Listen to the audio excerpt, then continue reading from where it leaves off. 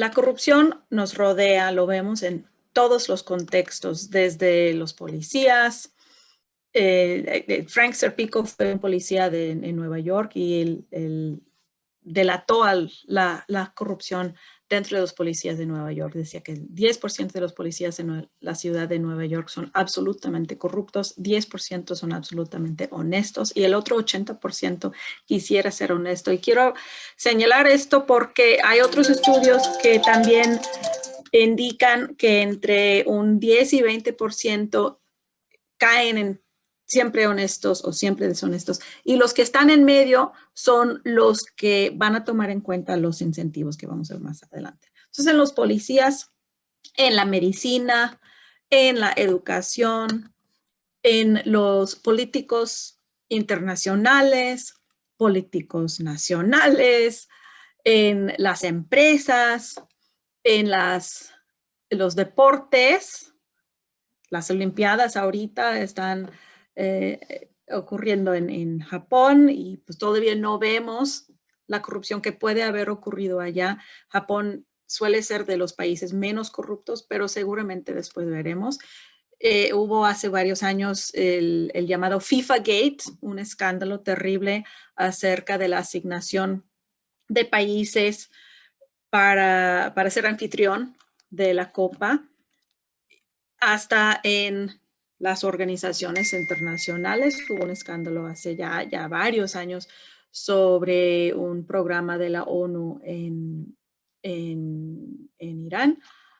Irak, perdón. En la Iglesia Católica ha habido desvíos, sobre todo, sin hablar de los escándalos por el abuso sexual de los niños. Pero, o sea, lo vemos, pero de repente no sabemos qué es.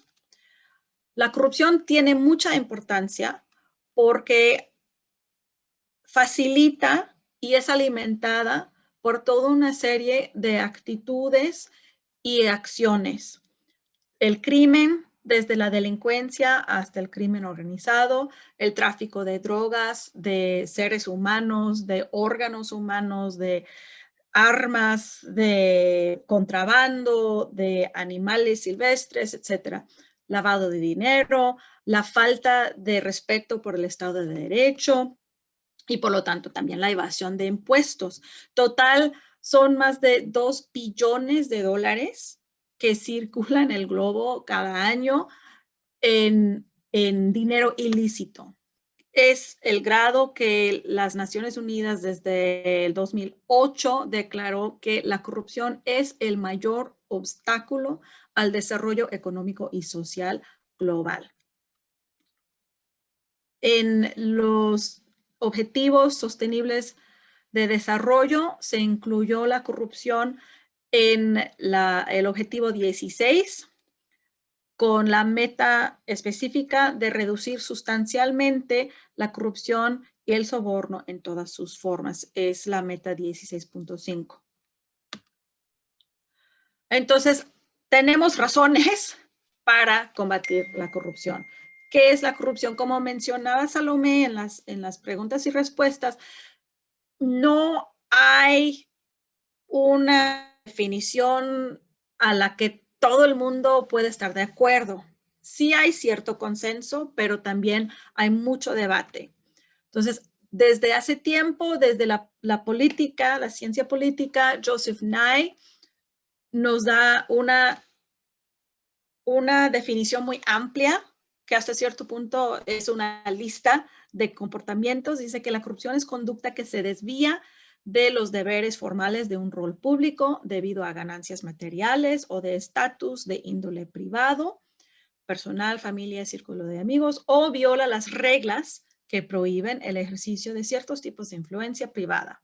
Esto incluye comportamientos como el soborno, que es el uso de una recompensa para pervertir el juicio de una persona en una posición de confianza. Aquí tengo el ejemplo de Walmart. Espero que todos estén enterados del escándalo de Walmart en México, que estuvo pagando sobornos para cambiar el uso de suelo y poder de esa forma instalar tiendas donde no se debía, por ejemplo, afuera de Teotihuacán. En San Pedro también hay una tienda que se construyó en una zona que había sido residencial. No hubo consecuencias para Walmart de México porque cuando se realizó el juicio en Estados Unidos, las evidencias ya estaban muy viejas. Entonces no se hizo nada en Estados Unidos contra Walmart de México. Walmart, la matriz, sí tuvo que tomar muchas medidas y pagar multas, pero por comportamientos en otros países. El nepotismo es otro comportamiento enlistado por Joseph Nye, y misapropiación, la apropiación ilegal de recursos públicos para usos públicos, para usos privados. Y aquí tengo algunos ejemplos. El expresidente de Tunisia, que fue encarcelado y multado por desviación de recursos de su país cuando fue presidente. Iñaki Urdangarín, era el cuñado del ahora rey de España, también condenado a prisión por desvío de recursos. Elba Ester Gordillo en su momento fue encarcelada por el enriquecimiento ilícito, pero luego fue liberada por un juez que declaró que su enriquecimiento había sido lícito. Entonces, es una definición muy larga. La economía también tiene al menos una forma de abordar el tema que es mucho más técnico. Dice, por definición, la corrupción organizacional involucra al menos dos agentes X y Y, donde al menos Y ocupa al menos un rol designado que bueno, en fin, o sea, es muy técnico, pero el chiste aquí es que Y corrompe a X y le convence a X a hacer algo que no debe hacer o a no ser algo que sí debe hacer. Entonces, aquí involucra a un corruptor y a un corrompido. Y esto tiene muy claramente que ver con el problema principal agente que viene de la economía. En el problema principal agente, el principal es quien define los objetivos de la organización. El agente es quien debe cumplir con esos objetivos. O sea, es el gerente y el empleado, por ejemplo. Y aquí el empleado, el agente, está violando las reglas, está incumpliendo con los objetivos. Si pensamos en un restaurante, por ejemplo, cuando le pagamos a un mesero, una mesera, después de haber consumido, pues esa es una propina. Pero cuando le damos dinero al maitre d' para que nos dé un asiento, una mesa, cuando no tenemos reservación, eso es soborno, que está subvirtiendo los objetivos del principal. El Banco Mundial lo define como el abuso de un poder público para el beneficio privado. Y si se dan cuenta, en estas definiciones, por lo general, se refieren al sector público, sobre todo, la corrupción en el gobierno. Y así se ha manejado durante mucho tiempo, porque el interés era principalmente en cómo los recursos públicos son mal utilizados. Pero desde hace varios años, Transparencia Internacional y otros manejan una definición ligeramente modificada, que es el abuso de un poder encomendado para el beneficio privado.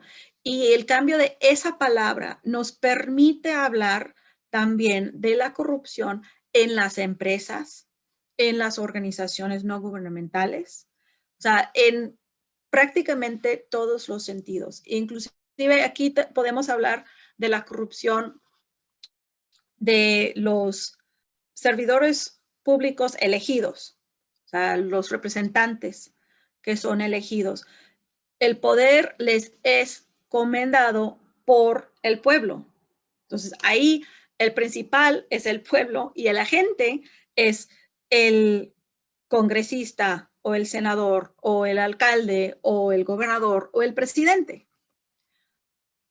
Hay un tema aquí que es un poco delicado, que es la corrupción de causa noble. Esto ocurre cuando uno rompe las reglas, hace lo indebido, no para un beneficio propio, sino para ayudar a alguien. El caso que es más sonado es el de Oscar Schindler, quien pagó sobornos a guardias para poder sacar a los judíos de Alemania nazi. Entonces, ese es el caso que más se escucha. Sigue siendo corrupción, eso sí, pero ahí Oscar Schindler no ganaba nada más que una conciencia limpia. Sí era, sin embargo, un beneficio privado, era un beneficio para los que se estaban escapando y era un beneficio también para el guardia. Entonces, aquí se entra en una tensión entre la ética profesional, legal, y la ética personal. Sigues la ley, aunque signifique la muerte de personas inocentes. O sea, ¿cuál es la ética más importante en estos casos? Y ahí se puede abrir todo un debate con los estudiantes, ¿no? ¿Qué pasa en estos casos? Si uno busca este término de corrupción de causa noble, noble cause corruption, la gran mayoría de los artículos tienen que ver más bien con la corrupción dentro de los mismos cuerpos de policías.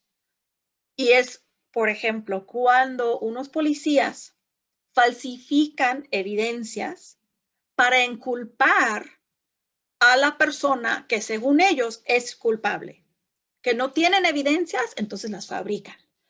O para arrestarlo. Entonces, según estos policías, están laborando para el bien común. Están delinquiendo para poder encarcelar a una persona que a su juicio es culpable. Entonces, ahí se abre todo otro debate. O sea, ¿quiénes son ellos para juzgar? O sea, se convierten en jueces. Entonces, es un tema muy interesante que siempre llama la atención a los estudiantes. Aquí hay un listado que seguramente Salomé ya cubrió. Rápidamente: soborno, extorsión, intercambio de favores, nepotismo, compadrazgo, fraude judicial, contable, electoral, en el servicio público, desvío de fondos, cleptocracia. Esa es la que siempre me preguntan los estudiantes. La cleptocracia hoy en día es el foco de mucha atención, en parte por las políticas que se están aplicando en Estados Unidos. La cleptocracia es cuando los líderes de un país están tratando al país como su alcancía personal. Y los líderes organizan las actividades para extraer los recursos del país para su beneficio privado. Tenemos el ejemplo de Venezuela, donde han saqueado al país desde la presidencia de Chávez y hoy con Maduro, y son ellos y sus allegados. Entonces, esa es la que siempre me preguntan. La venta de influencias y el conflicto de intereses, creo que Salomé ya tocó ese tema. Este artículo que se llama Corruption de Andrés Schleifer y Robert Vishny ya tiene mucho tiempo. Fue la primera que yo leí y que despertó mi interés en el tema.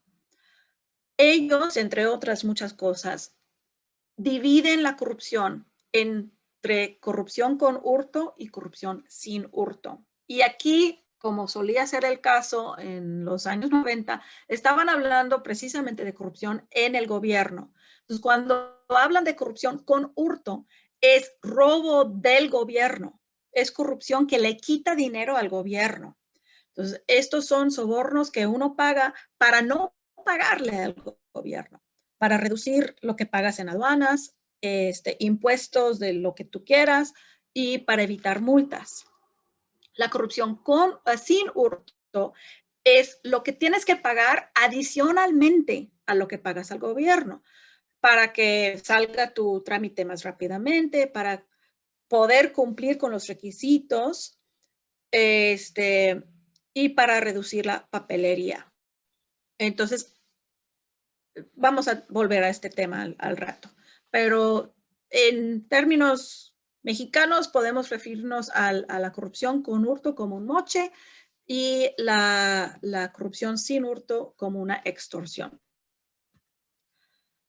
A veces es muy difícil encontrar la diferencia o definir si un acto específico es soborno o si es extorsión, pero hay que ver los detalles. Otro tema muy reciente es la sextorsión. La sextorsión es la extorsión de favores sexuales. Este es un término definido y promovido por la International Association of Women Judges, que identificaron precisamente que las mujeres, sobre todo, son expuestas a este tipo de extorsión y que esto influye los resultados de las encuestas sobre la corrupción, por ejemplo, donde las mujeres suelen ser identificadas como menos propensas al soborno, por ejemplo, pero cuando les preguntas si han tenido que acceder a favores sexuales, se encuentra que se equivale más o menos el nivel de exposición a la corrupción si incluyes los favores sexuales, que las mujeres son más expuestas a este tipo de problema. Entonces, este es otro tema muy sensible. Igual es un tema que si lo buscas en Google vas a encontrar otro tipo de comportamiento que tiene que ver con el sexting. Pero ese uso de sextorsión es posterior a la creación de este término técnico legal. Un logro muy importante de este discurso es que hoy en día ya se están incluyendo en muchos países este concepto como un delito. Y también Transparencia Internacional ya incluyó en el último barómetro global de la corrupción preguntas sobre la sextorsión y se encontró que en México específicamente, como en América Latina, como región en promedio, 1 de cada 5 personas ha sido víctima o conoce a algún víctima de la sextorsión. Resumiendo en definiciones, la definición que yo siempre uso con mis estudiantes es la de Transparencia Internacional, es el abuso de un poder encargado o encomendado para el beneficio privado. Toma muchas formas, puede ocurrir en todos los sectores. Y esto pues, deja muchas oportunidades para una discusión muy rica. Las formas de medir la corrupción. Amartya Sen dijo que solo se puede mejorar lo que se mide. Estas formas de medir todas son imperfectas precisamente porque la corrupción es algo que ocurre en la oscuridad y como señaló Salomé, pues la gente no va a decir yo soy corrupto. Bueno, a veces sí. A veces sí. Con mis estudiantes y todos los grupos de anticorrupción en gobierno, empresas y sociedad, llevamos a cabo una encuesta y es sorprendente que la gente sí acepta haber pagado sobornos o incurrido en otros actos de corrupción. También es muy sorprendente cuando en una pregunta que les hacemos dicen que los que cometen actos de deshonestidad académica, pues que son de lo peor, que solo se engañan a sí mismos, pero en otra pregunta aceptan haber copiado en exámenes. Entonces ahí se entra también en esa tensión ética dentro de uno mismo.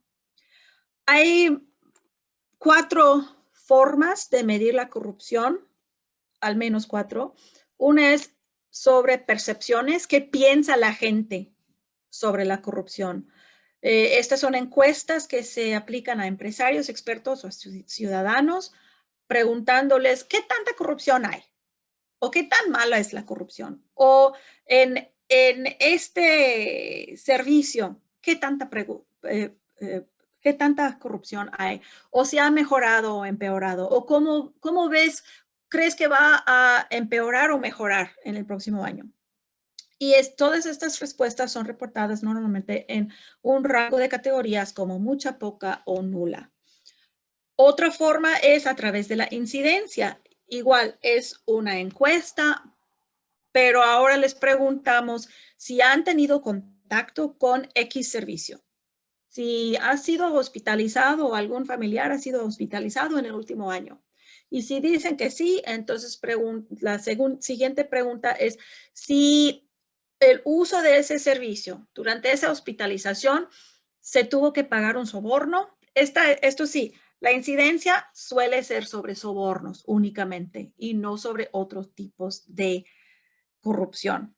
Entonces, la percepción puede incluir actos de desvío de fondos o de tráfico de influencias. Esas son cosas que no vamos a ver en las de incidencia.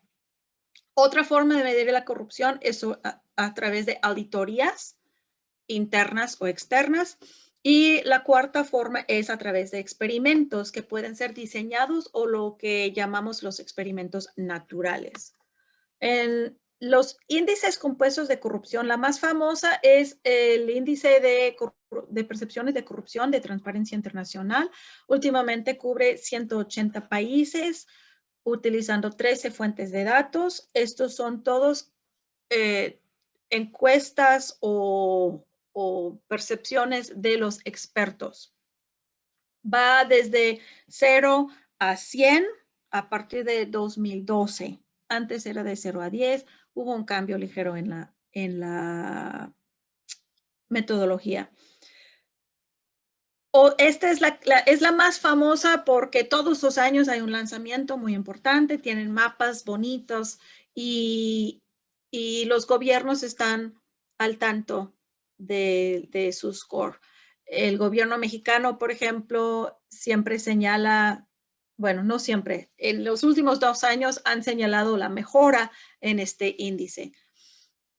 Otro que es un poco más riguroso metodológicamente y cubre más países es el control de la corrupción del Banco Mundial. Esto abarca más de 200 países, casi 50 variables y utiliza 22 fuentes de datos.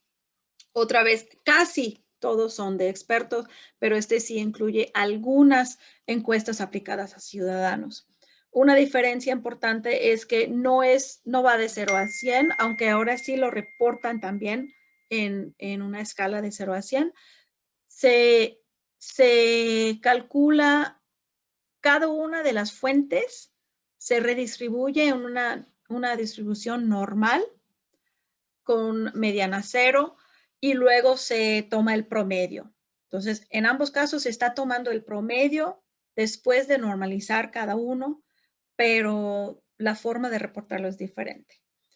Otra diferencia muy importante es que para incluir un país en el índice de percepciones de la corrupción, se requieren al menos 3 fuentes de datos, pero para el control de la corrupción, con que aparezca en uno.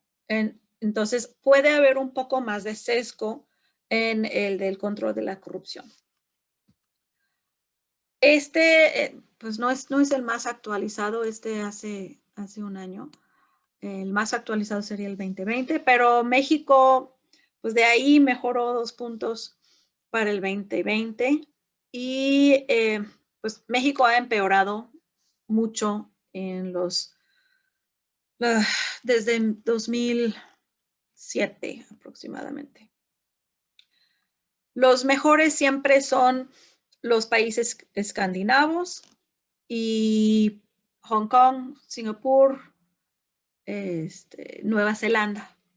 Y los más corruptos suelen ser países en guerra o estados fallidos. Vemos dentro de las Américas, Haití y Venezuela son los más corruptos en los últimos años. Unos ejemplos de los experimentos es, el primero es un experimento que se llevó a cabo en la Ciudad de México, donde contrataron a unos actores y uno era caucásico y el otro tenía apariencia indígena. El caucásico manejaba un coche bonito y el indígena pues ya más viejito. Ambos tomaban una vuelta a la izquierda ilegal y lo que encontraron fue que al indígena lo solían parar más rápido, más frecuentemente los policías y lo extorsionaban más frecuentemente, o sea, le pedían un moche al que tenía apariencia más indígena. Y lo interesante de ese experimento es que luego entrevistaron también a los policías y encontraron que no pedían moche al que parecía ser rico porque anticipaban que el rico tenía los recursos para luego apelar o buscar venganza legal. Otro experimento que también tiene que ver con el manejo fue llevado a cabo en la India. Aquí se sabía, era un secreto a voces, que para conseguir una licencia para conducir era requisito pagar moches, que no, o sea, reprobaban a las personas sin razón, aunque supieran manejar, solo para poderles exigir el soborno. Entonces lo dividieron en 3 grupos. A un grupo les dieron clases de manejo. Al segundo grupo les ofrecieron un bono si conseguían su licencia en un corto periodo de tiempo, y al tercer grupo no le aplicaron ninguna acción. Lo que encontraron fue que el grupo del bono, pues sí consiguieron su licencia más rápidamente, típicamente a través de un agente, ese agente que es un tipo coyote. Y encontraron también, les aplicaron un examen de conducir al final, del cual no estaban conscientes con anticipación, y encontraron que los que consiguieron sus licencias no necesariamente sabían manejar mejor que los que no. Y luego un ejemplo de un experimento natural fue en Egipto, donde aprovecharon el hecho de un golpe de Estado para estudiar si las acciones de las empresas que tenían que tenían conexiones con Mubarak sufrieron, y encontraron que sí, los que tenían conexiones bajaron su valor después de que perdió el poder. Ahorita con lo de COVID, ese es otro tipo de experimento natural. Los costos de la corrupción, pues es ya desde hace tiempo, es una fábrica en Bangladesh que se cayó porque no se estaba utilizando como se debía. Aquí se puede hablar del colapso del metro o del temblor de 2017. Donde hay corrupción, los fenómenos naturales se convierten en tragedias. Donde hay más corrupción, hay menos desarrollo, y lo interesante es que esa forma de U nos señala que cuando un país empieza a desarrollarse, al principio baja la corrupción y luego empieza a subir la corrupción. Eso tiene que ver con que al principio se desarrollan las instituciones. Entonces, cuando un país es muy corrupto, no hay libertad de prensa, por ejemplo. Entonces la gente ni se entera, sobre todo de la corrupción a grande escala. Pero cuando hay más libertad de prensa, la gente se va enterando y las percepciones de corrupción aumentan. Hay muchos costos de la corrupción, pero me voy a brincar todo este listado, pero tiene costos económicos, sociales, políticos. Influye en el emprendimiento. Cuando hay corrupción que representa una barrera al emprendimiento, la corrupción facilita el emprendimiento. Reduce el emprendimiento porque incrementa los costos. Distorsiona el emprendimiento porque cuando hay corrupción, los honestos no van a querer emprender o se van a ir a otro lado. Y ahuyenta el emprendimiento cuando, gracias a la corrupción, se vuelve peligroso o hasta imposible emprender, como ha sido el caso en México. Contribuye a la inequidad. Aquí tenemos otra vez la corrupción con hurto y la corrupción sin hurto. Y esto contribuye a la inequidad porque por lo general los ricos participan en corrupción con hurto, ahorrándose los impuestos, mientras que los pobres suelen ser más víctimas de la corrupción sin hurto. Pagan al gobierno, más aparte tienen que pagar la extorsión al servidor público. Y para el postre, los ricos también aprovechan la corrupción para influir en las leyes para su propio beneficio. La corrupción inspira desconfianza en el gobierno. Cuando hay corrupción, la gente desconfía del gobierno. Como desconfía del gobierno, la gente incurre en más corrupción para conseguir lo que es de su deber. Pero como no confía en el gobierno de hacer las cosas bien, dice, pues tengo que pagar el soborno. Entonces hay un círculo vicioso ahí. Esto contribuye a otro círculo vicioso.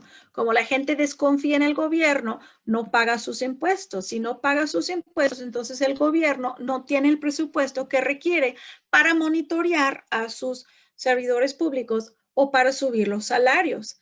Cuando la gente no es pagada bien y sabe que no pasa nada, que hay impunidad, entonces incurren más en la corrupción y vuelve el círculo vicioso. Un impacto político de la corrupción, una consecuencia política es que, irónicamente, la gente elige a estos políticos anticorrupción solo porque tienen un discurso anticorrupción y no necesariamente son mejores que sus antecesores. Ya mencioné a Chávez en Venezuela. Él realizó un golpe de Estado fallido, frustrado, pero luego subió al poder en Venezuela con una campaña anticorrupción y resultó más corrupto su gobierno todavía. Bolsonaro en Brasil, igual. Morales, Jimmy Morales fue elegido en Guatemala, un comediante elegido en Guatemala con su campaña anticorrupción. El Bronco fue elegido en Nuevo León, el primer gobernador independiente en una campaña anticorrupción. Trump en Estados Unidos con su discurso de Drain the Swamp. Y López Obrador en México, que también su plataforma fue principalmente anticorrupción. Entonces, se eligen estas personas porque dicen que son diferentes y la gente sube sus expectativas a tal grado que aunque estos presidentes fueran todo lo que dicen que son, no podrían cumplir con esas expectativas. Pero luego resulta que en muchos casos ni son lo que dicen que sean. Entonces, son elecciones por hartazgo, por rechazar al status quo. Otros efectos, pues las empresas y en México grupos criminales influyen en las leyes para reducir o eliminar las regulaciones, para bloquear a los competidores potenciales y se manipulan las elecciones, resultando en una democracia muy débil. hay fraudes electorales y compra de votos, como acabamos de ver en México.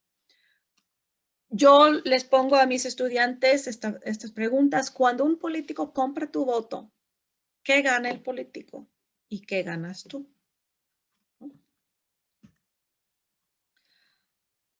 Las consecuencias para la salud son terribles. Para tan solo conseguir una cita, una cama, se tienen que pagar moches. Esto está documentado en México. Tenemos una encuesta que bueno, no es una encuesta, es un sitio para reportar actos de corrupción. Creo que es denunciacorrupción.org, que se está llevando a cabo desde el TEC de Monterrey. Extorsión para tener acceso al servicio. Se escasean los medicamentos o porque no se está gastando bien el dinero o porque se están desviando los medicamentos para venderlos en mercados negros. Los medicamentos se vuelven más caros, se venden medicamentos falsos y encontramos inclusive médicos falsos que compran su título en la Plaza Santo Domingo, por ejemplo. La corrupción también inspira la desconfianza en otras personas, no solo en el gobierno. Y este círculo vicioso genera y contribuye a una cultura de deshonestidad, donde no confiamos en los demás. Tenemos que averiguar todo lo que nos dicen. Cuando llega una persona para aplicar para una vacante, pues tenemos que llamar a sus universidades para ver si es cierto que sí tienen título de la universidad. Tenemos que llamar a sus empleados anteriores para ver si es cierto que trabajaron ahí. Todo eso implica más costos para nosotros. También, cuando hay corrupción en el gobierno, deja un vacío para que la llene el crimen organizado. Esto es lo que ha pasado en México, donde el gobierno no está cumpliendo con su deber. Escuelas, clínicas, créditos accesibles, empleos, donde no está funcionando el gobierno. Seguridad, por favor, seguridad.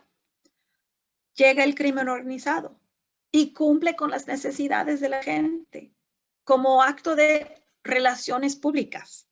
Y así la gente los tolera mejor.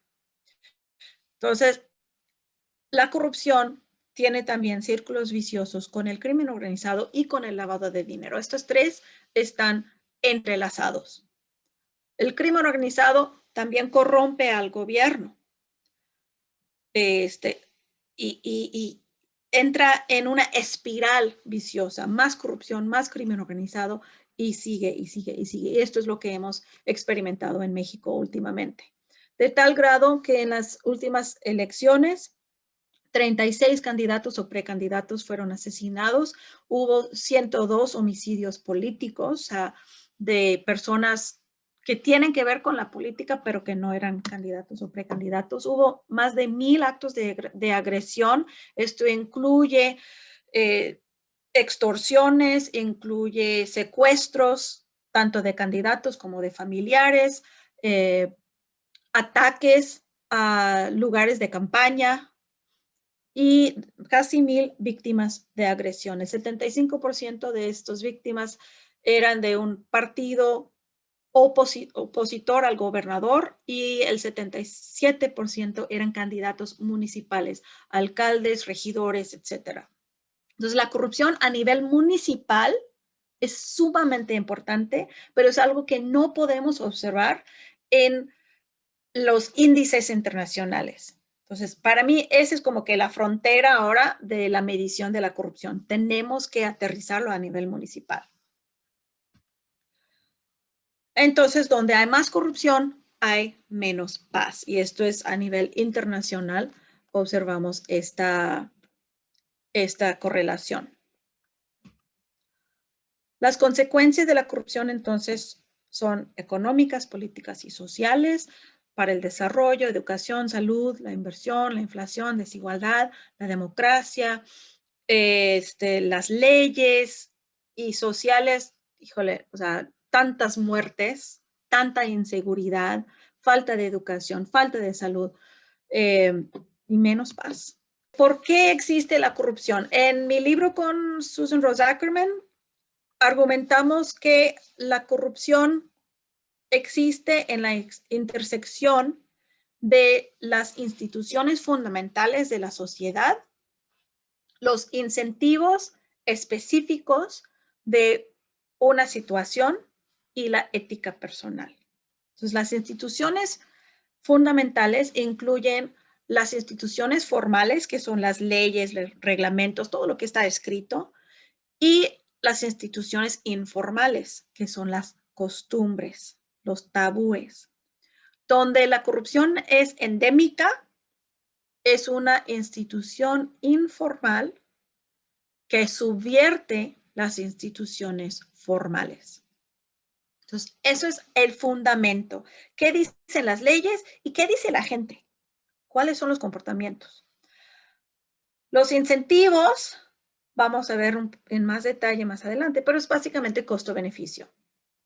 ¿Qué pasa si pago este soborno? ¿Y qué pasa si no lo pago? ¿Y qué me beneficia más?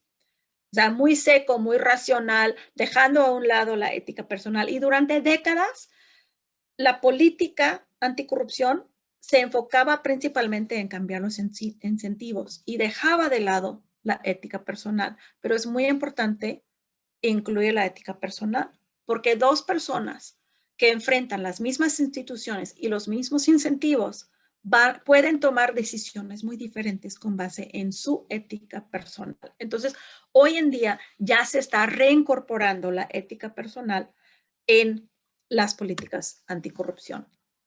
Eso es lo que les decía de los incentivos. Viene desde el artículo seminal de Gary Becker de 1968, Crimen y Castigo.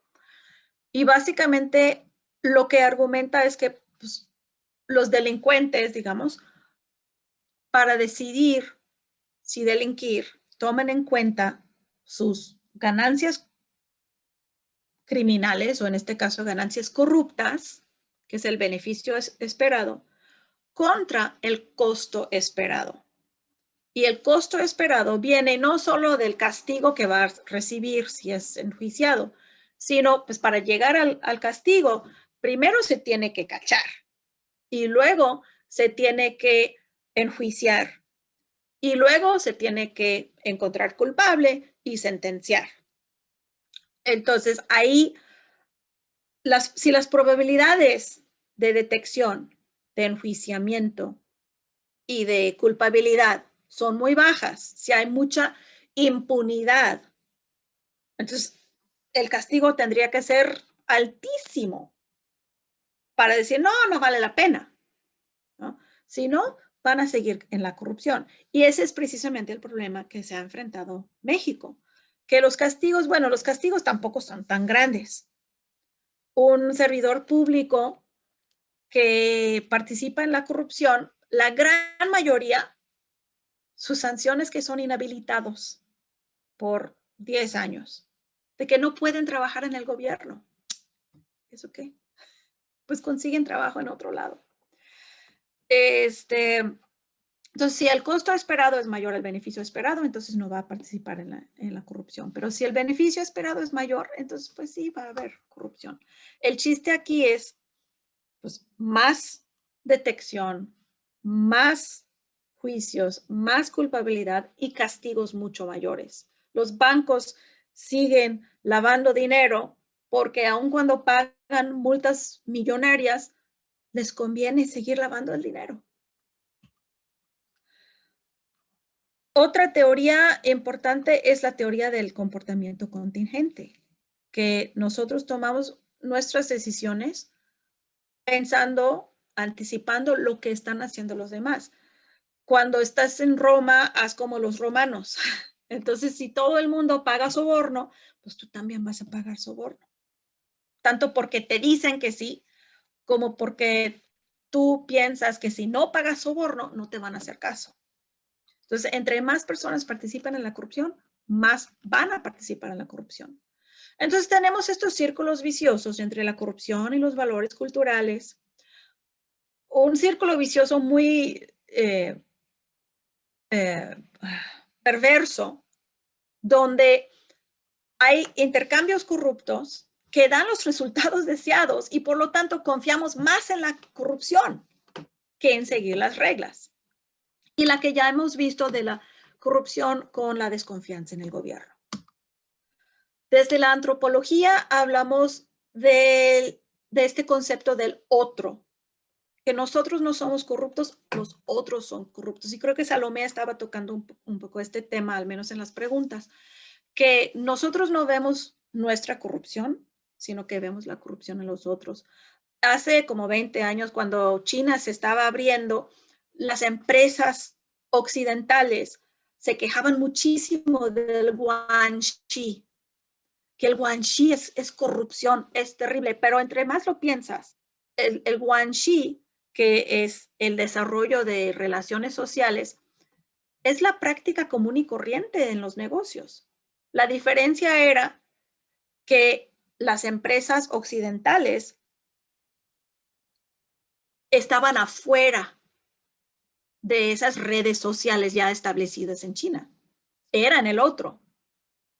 Entonces, ellos viendo hacia adentro de China, veían la corrupción dentro de China. La otra forma de interpretar esto es que toda esta campaña anticorrupción viene desde el occidente, viene desde Europa. Transparencia Internacional fue fundado en parte por ex funcionarios del Banco Mundial. O sea, viene de estas organizaciones supranacionales de Occidente. Van e imponen este concepto de corrupción en países con valores más tradicionales, donde la reciprocidad es importante, donde cuidar a tu familia es importante. Entonces, el nepotismo a lo mejor no se considera corrupción en esos países. Ese es el argumento cultural contra las campañas anticorrupción, pero muchas veces es una excusa y es una forma de que los políticos se excusen de la corrupción en sus países. Resumiendo, hay muchas teorías, modelos de la corrupción, y cada una de estas teorías nos ayuda a entender una parte o algunos casos de corrupción, pero no podemos argumentar que una de estas es la que define cómo es la corrupción. Otro que no mencioné aquí, que ha sido parte de este debate, es la de acción colectiva.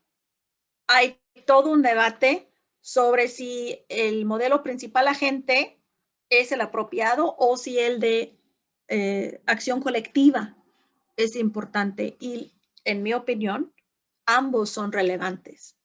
O sea, no es cuestión de elegir entre estas teorías, sino aprovecharlas todas, se complementan y elegir el que mejor se aplica al caso que tenemos en mano.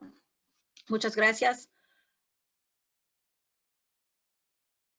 Yo justo escribí ahí que no sé si fue muy clara mi intervención, pero tuvimos la oportunidad de trabajar con la directora de militares de hace 6 años y justo comenzaba su curso preguntando con respecto a lo último que comentabas, Bonnie, nos preguntaba, ¿no? En un foro de varios profesores y decía, bueno, quiero que me levante la mano quién está seguro de que sigue las normas siempre, ¿no? Las reglas, las normas de conducta, de respeto, ¿no?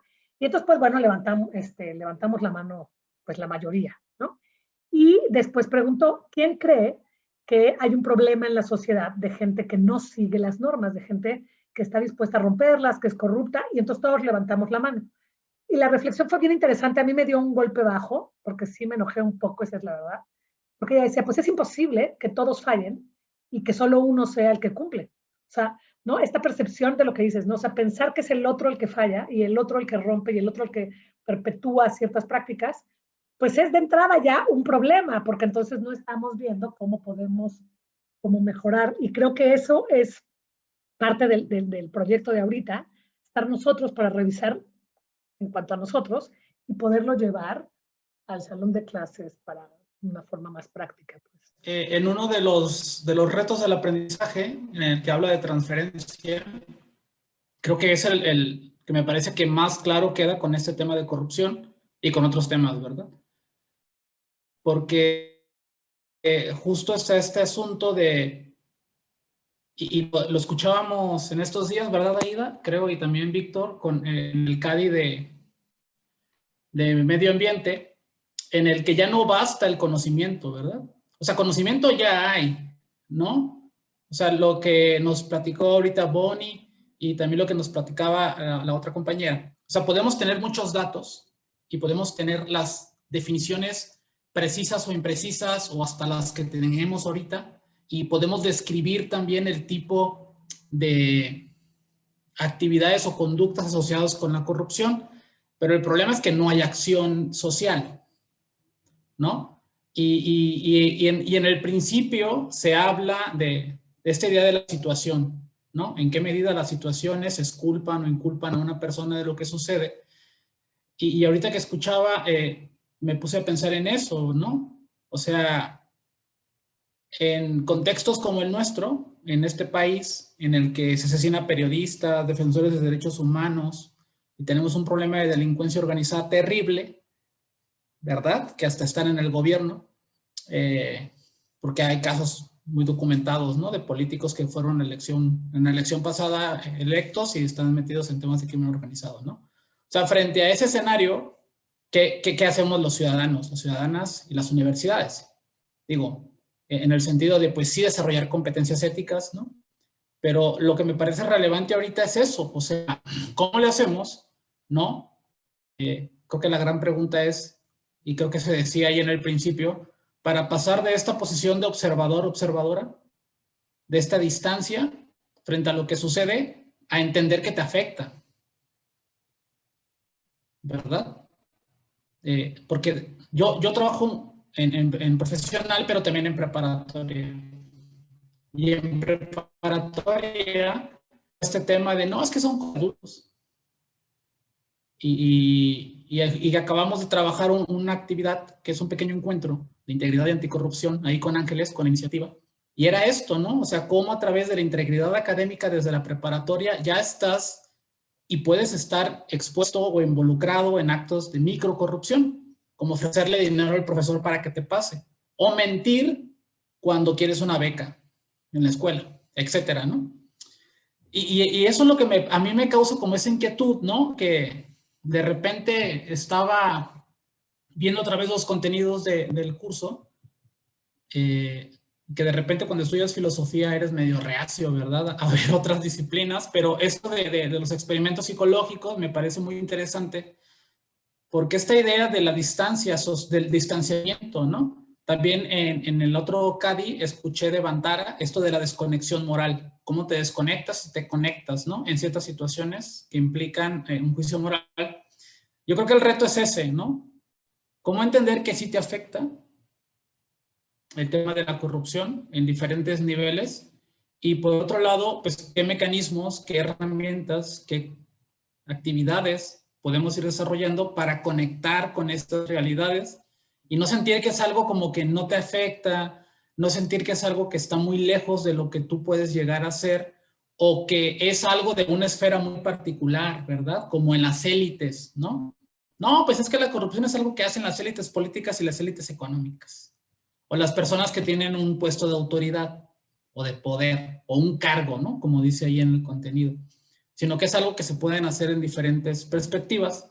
Y ahorita que decía Bonnie, ¿no? Creo, me puse a pensar en esto de la corrupción se permite porque no hay sanciones, ¿no? Creo que tú, Bonnie, trabajas mucho esta parte, ya hemos platicado, te he visto en algunas otras situaciones sobre las recompensas, ¿no? O sea, ¿qué pasaría si recompensamos a las personas que denuncian? Y criterios éticos, ¿no? Que hay por ahí, creo que es su investigación. Pero por otro lado, o sea, a pesar de que mucha gente comete actos de corrupción porque no hay sanciones, yo creo que la inversa también es importante pensarla. O sea, ¿qué pasa con la gente que denuncia? Porque la gente que denuncia y no es protegida, pues al rato tiene consecuencias graves. Y ya lo sabemos. O sea, yo conozco, y no voy a decir nombres, ¿no? Pero conozco una persona muy cercana que hace poco perdió su trabajo por denunciar un acto de corrupción en su...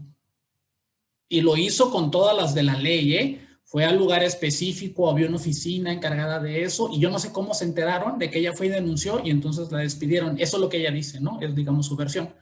Pero eso también es grave, ¿no?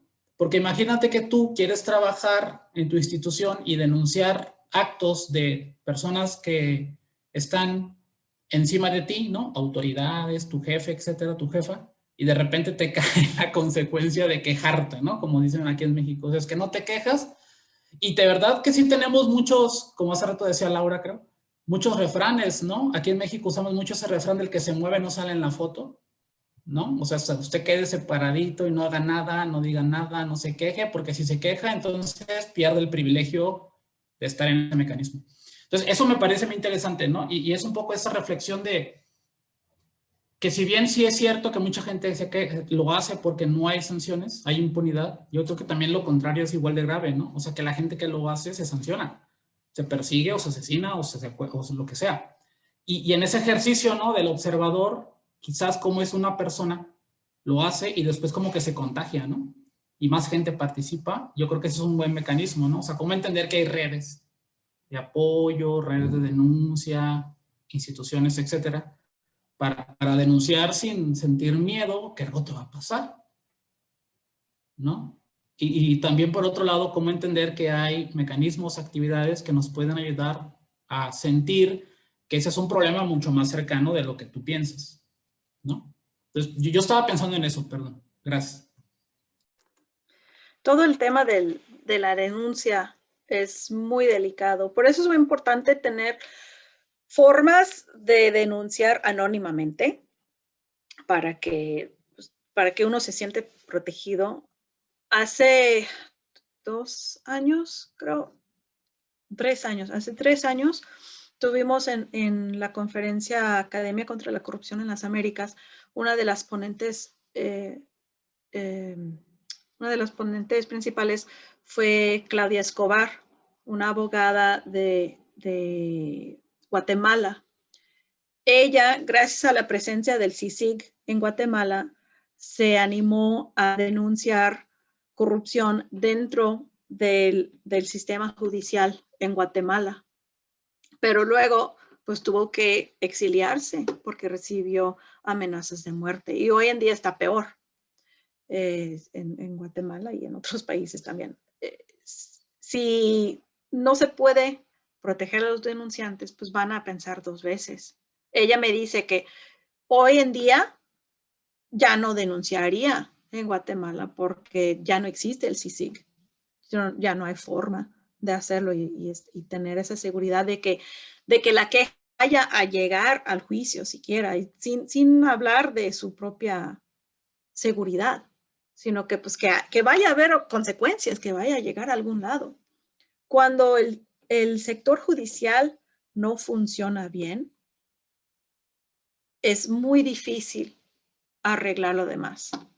Y hablando específicamente de la corrupción, es muy difícil combatir la corrupción si el sistema judicial es corrupta, porque entonces no se van a llegar a las sanciones.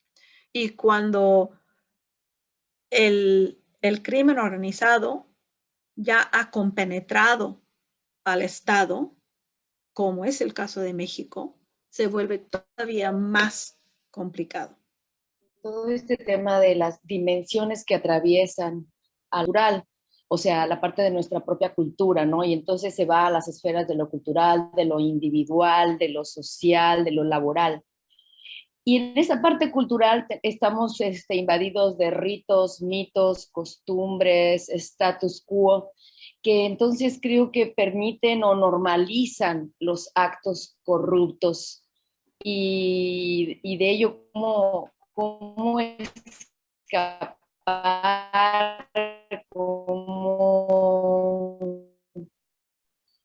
cómo trabajar todo eso, porque creo que se normalizan, se hacen los dichos y hasta se bromea, y en México son.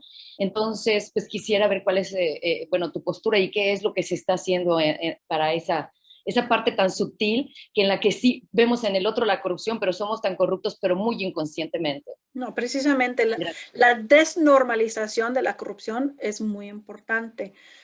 El elemento cultural se ha utilizado para justificar la existencia de la corrupción, pero la cultura no es estática, se puede modificar. Y a través de campañas, si vemos, por ejemplo, las campañas anti-pirata, o sea, de que no compres películas piratas. La verdad no sé qué tan exitosos han sido, pero me encantan esos comerciales, ¿no? No compres películas piratas. Se puede cambiar la cultura. Hace 50 años, la mayoría de los jóvenes fumaban y hoy en día ya no lo hacen. De hecho, hoy en día estamos viendo un aumento en el vaping, precisamente por la cultura de los jóvenes que se está desarrollando. Se puede desnormalizar. Una parte, para mi gusto, muy importante de esto es que tenemos que cambiar el discurso acerca de las estadísticas. En México, por ejemplo, según el Barómetro Global de la Corrupción, un 34% de los mexicanos que respondieron a esa encuesta reportaron haber pagado al menos un soborno en los 12 meses anteriores a la encuesta. 34% es terrible, pero si volteamos ese número, el 66% no pagó ni un soborno a todos esos servicios en el año anterior, o sea, 2/3 partes. Entonces, cuando decimos que todos los mexicanos son corruptos, pues no es cierto, no es cierto. Y si ves los números de las empresas también, más de la mitad de las empresas no pagan sobornos, según las encuestas. Entonces, realmente es una minoría corrupta que quiere que los demás creamos que todo el mundo es corrupto. Sí, probablemente casi todos en algún momento hemos pagado algún moche. Pero eso no significa que no se... O sea, el que no tranza no avanza. Espérame. Hay muchos mexicanos honrados que sacan adelante su negocio, que sacan adelante su educación y que prosperan, quizás no dentro de los círculos políticos, quizás no dentro de los empresariados más importantes, pero la gran mayoría de los mexicanos sí trabajan honestamente y tratan de evitar la corrupción. Entonces, para mí hay que cambiar ese discurso y darnos cuenta de que la mayoría somos los no corruptos. Estaba pensando, tengo una hija de 5 años y tiene que ver mucho también con el lenguaje y la narrativa que nos damos a nosotros mismos. Y a lo mejor alguien que te esté escuchando dice, bueno, no somos la mayoría. Empiézalo a ver así y actúa, ¿no? En consecuencia, porque de lo contrario entonces estamos actuando en consecuencia de ese pensamiento negativo. Pues de pronto mi marido se enoja y me dice, ¿qué? Y entonces por pensar positivo va a cambiar el mundo. Yo, pues no sé si el mundo, pero el mío sí, ¿no? Y eso hace como mucho mejor, pues sí, le hace mucho más bien al país que pensar lo otro, ¿no? Creo, no sé si suena muy ñoño. Aquí en Monterrey se realizó una campaña que se llama Soy Honesto Hoy. No, fenomenal, con videoclips, con actores en vivo, esto fue antes de la pandemia, y el chiste era pues hacer cambiar la gente de ideas. Documentaron un poco cómo se mejoró gracias a la campaña, pero la idea es esa, es decir, ¿sabes qué? O sea, no tenemos que ser parte de esa corrupción y necesitamos más de eso. Hemos estado promoviendo que nuestros estudiantes produzcan videos, ¿no? Sé que hay algunos profesores que piden a sus estudiantes TikToks o postear en Instagram mensajes anticorrupción. Y eso es lo que, el grano de arena que podemos poner, o sea, es lo más mínimo. Y la otra es pensar, ¿qué puedo hacer yo como ciudadano, como empresario, como político, si voy a ser parte de la política, como funcionario público? O sea, ¿qué puedo hacer yo para reducir o minimizar la corrupción? Acabo de terminar de dar un curso de verano y uno de mis estudiantes me dijo, voy a estar trabajando en una ONG y tenemos proyectos en Madagascar. Y me dice, gracias a este curso, ya voy a saber cuáles son las prácticas que debo tener presentes, o sea, cuáles son las alertas, ¿no? Buscar qué están buscando ellos, y estar al pendiente de la corrupción, ¿no? Entonces, es elevar la conciencia.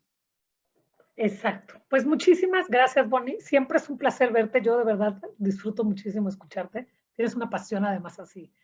No, bueno, agradecer igualmente a Bonnie y bueno, también un poco tomando 2 segundos, contestándole un poco a las inquietudes de Manuel.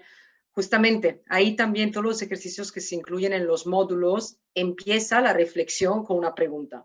Tú, estudiantes, ¿qué harías en esa situación? O sea, de ahí es un poco el esfuerzo de, digamos, justo, ¿no? Llegar al nivel individual de decir, bueno, hablamos, ¿no?, de grandes escándalos, etcétera, pero los casos de estudio, por ejemplo, que se buscó incluir en los módulos, en los cuales Bonnie, por ejemplo, contribuyó muchísimo, fue no es eso tan lejano, es decir, un día, muy próximamente, tú te vas a incorporar en la empresa o en el ámbito público o en el mundo laboral específicamente, porque es el enfoque del proyecto. Entonces, ¿qué harás tú en esa situación?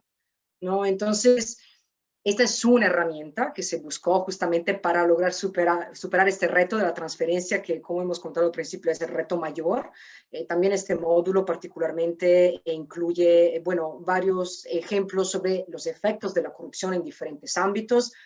Platicaba de Walmart en términos de infraestructura, pero hay también ahí un esfuerzo del módulo en justamente pensar más allá de la gran corrupción, enfocarnos un poco en la corrupción hormiga, o más bien cuáles son, digamos, estas conductas diarias, ¿no?, en las cuales puedo optar por una u otra, digamos, reacción, ¿no? Y cuál es la cadenita de eso en los derechos humanos, en primis, ¿no? De hecho, ahí también está la reflexión sobre los derechos humanos, por ejemplo, derecho a la salud, a la vida digna, etcétera. Entonces, bueno, ahí solamente para comentar que justo esa también es la preocupación, digamos, mayor, que también los módulos, digamos, consideraron desde el principio, y bueno, Bonnie también participó en su elaboración, me puede corregir si no es así, pero de ahí nació el proyecto, ¿no? Justamente llevar de verdad a las y los estudiantes a pensar desde lo más micro a los más macro, y como todos pudimos ser responsables del gran impacto en el macro, que es seguramente, digamos, el desarrollo, el bienestar de los derechos humanos. Manuel, adelante. Solamente quería, digamos, complementar. Sí, nada más tener una duda de lo que comentas. Los casos, yo vi que hay muchos dilemas ahí, ¿no? Hay casos, los casos que van a proponer, ¿están cotejados con el Centro Internacional de Casos aquí en el TEC? Te lo digo porque yo he escuchado casos personales de colegas que presentan un caso y que luego les pueden llamar la atención por alguna circunstancia, ¿no? A mí me tocó el caso de un compañero que presentó el caso de Walmart, y una colega también del TEC que estaba trabajando a favor de Walmart, y por ahí se metieron en un temilla. Yo, por ejemplo, uso el caso de Aristegui. Y yo no pedí permiso, pero se lo pasé a mis compañeras del centro de escritura para que lo revisaran a ver si estaba bien escrito. Me dijeron que sí, pero yo no pregunté si lo podían presentar o no. Digo, yo evito dar ahí declaraciones, simplemente lo que hago es una recopilación de lo que se dice en los periódicos, ¿no? De la investigación, qué fue lo que pasó, qué es lo que dice la empresa de los Rivas, qué es lo que dice Aristegui, cuál es un poco el contexto de la Casa Blanca, y si hay un conflicto de interés. No lo digo yo, es como, ¿ustedes qué piensan? ¿No? Habría un conflicto de interés en que te den una casa, no a ti, pero a tu esposa, la persona que está construyendo un tren. Bueno, que iba a construir un tren de México a Querétaro, ¿no? O sea, ¿tú crees que es un conflicto de interés? Vamos a ver qué dice un conflicto de interés y ustedes analícenlo. Pero no se dan declaraciones. sea, se dice, ¿no? Pero sí es verdad que compró una casa, también es verdad que un exsecretario tuvo una casa en Marinalco, ahí están las investigaciones. Entonces yo les muestro como lo que dicen las fuentes, armo el caso, pero no lo saqué del Centro Internacional. A lo que voy es, estos casos que podemos mostrar, que ustedes presentan, sí tienen esta matiz, porque de repente también hay ese tipo de inquietudes aquí en la escuela, ¿no? De qué cosas se pueden mostrar, qué cosas no se pueden mostrar cuando hablamos de casos reales. Muchas gracias.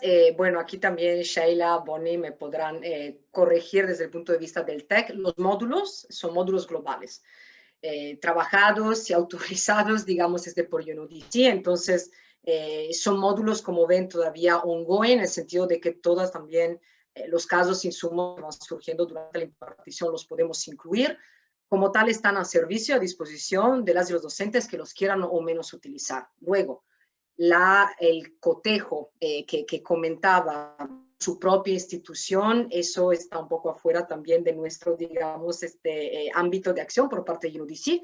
Esa es una herramienta que se construyó, de hecho, en conjunto también con las y los docentes de parte del TEC que participaron, como Bonnie en ese sentido. Pero bueno, ahí no sé, Bonnie, si quieres comentar algo, pero la idea, justamente como dices, también los dos se utilizaron de una forma, por ejemplo, de que representen, digamos, noticias o casos sonados, que no es, digamos, nada de muy personal. Hay también casos directamente proporcionados por las empresas, por ejemplo, casos reales, en donde cambiaron el nombre y la dinámica, digamos, para no hacerlo reconocible, pero son muy valiosos en ese sentido, porque sí son casos reales, ¿no? Ahí también depende luego mucho de cómo el docente, ¿no? De lo que puede, quiere o no opinar, pero la idea es justamente como bien comenta, que las y los estudiantes puedan fomentar ese espíritu crítico, este pensamiento crítico, y decir, okay, a partir de eso, ¿qué puedo hacer? De hecho, también hay muchas actividades que justamente favorecen la investigación sobre un caso en específico. Entonces, bueno, no sé si un poco contesté a la duda, pero digamos que el módulo de verdad, además son unas series unidas, entonces son bastante neutros desde este punto de vista, más bien es ofrecer, digamos, más ejemplos posibles sobre una temática, ponerlos a disposición de las estudiantes. No sé si quieras comentar algo. No, justo iba a decir eso, que los casos que vienen directamente de las mismas empresas, yo creo que con eso nos blindamos bastante y no están, de hecho, como no se nombra la empresa, pues no estamos expuestos a juicios, digamos, por difamación.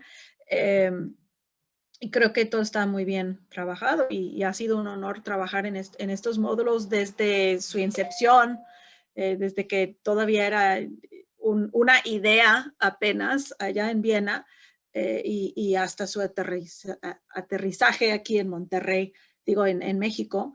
Y todo ha sido muy, muy bien trabajado con expertos.